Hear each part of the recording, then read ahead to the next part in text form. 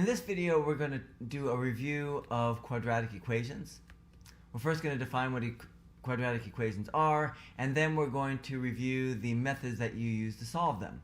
We're going to solve them by factoring and solve them using the quadratic formula. So first of all, a quadratic equation is an equation that looks like, well, it looks like the following. It has some constant times x squared plus some other constant times x plus some other constant equals 0.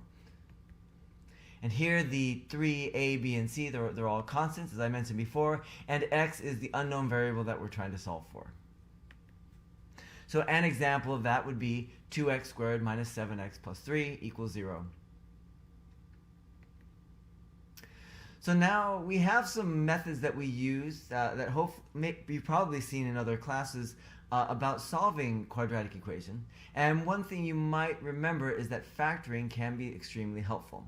So let me first show you what an equation looks like in factored form and show you why that is indeed helpful.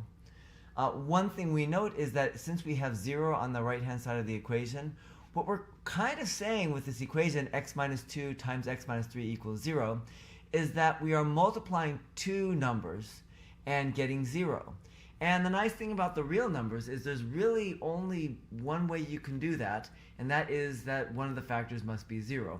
I guess you could say there are two ways we can do that, because either of those factors could be 0. But that is the only way that we can have two numbers multiplied together to get 0. If I had two non-zero numbers and multiplied them together, I would never get 0. But if one of them was 0, then I would get 0.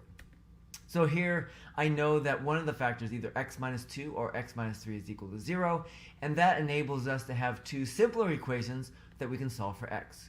We know then that x is equal to 2 or x is equal to 3. Those are the two possible solutions. Now, in unfactored form, we can still, it turns out, factor it in many cases. But what I'm going to do to understand how to get from unfactored form to factored form is to look what happens when we take factored form and then multiply it out and then make it look like it's an unfactored form. So let's say we have something like x plus some constant plus x times x plus another constant. So we had x minus 2 times x minus 3. Here we have x plus d times x plus e. Now if we were to multiply that out, multiplying the two x's gives us x squared. Multiplying the x and the d gives us dx, multiplying the x and the e gives us ex, and then multiplying the two constants gives us de. If we factor out that x in those middle two terms, we get x squared plus d plus ex plus de. And if we turn that equation around, we get x squared plus d plus ex plus de equals x plus d times x plus e. And this gives us a nice way of understanding the translation between an unfactored form of our quadratic expression on the left and a factored form on the right. And in fact, if you have it in unfactored form, what you're really looking for is two numbers, d and e. So here's what we want in order to factor. We want two numbers, d and e, and we want them to satisfy two things. First, we want to make sure that when you add the two numbers together, you get the coefficient of x, that's our d plus e times x.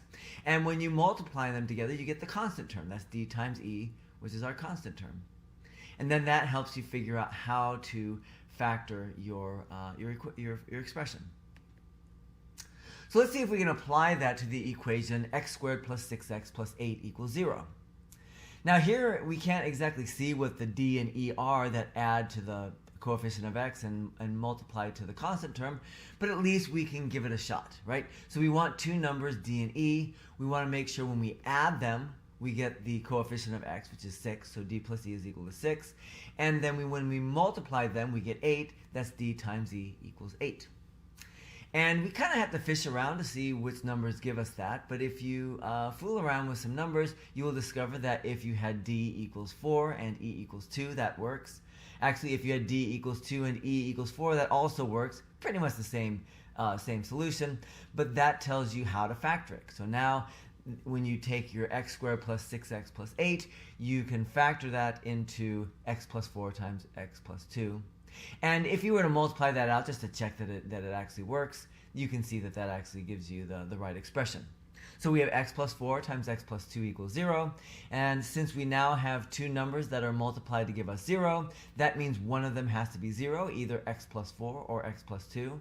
And then it becomes pretty easy to solve for x. Either you get x equals negative 4 or you get x equals negative 2. Those are the two possible solutions.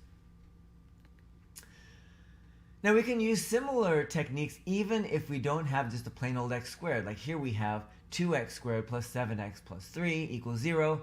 Now we could go through a similar analysis as we did before to sort of figure out what the rule is, but I'm going to sort of tell you what it is, and then we can sort of use that to sort of think our way through the situation. So the first thing we're going to do, we're going to use a similar strategy, except what we have to do first is multiply that first and last coefficient, the coefficient of x squared and the constant term. So in this case, we're multiplying 2 and 3 to give us 6. And now 6 is our magic number where we need to find d and e such that d plus e equals 7 and d times e equals 6. So now instead of looking at the constant term for our d times e, we're looking at that 2 times 3 that we multiplied out. But still we're doing the same thing by saying, well, which ones can we add together to give us 7? Now, if we fiddle around with some numbers, what we will discover that a possibility is when d is equal to 6 and e equals 1, because 6 plus 1 equals 7, and 6 times 1 is equal to 6.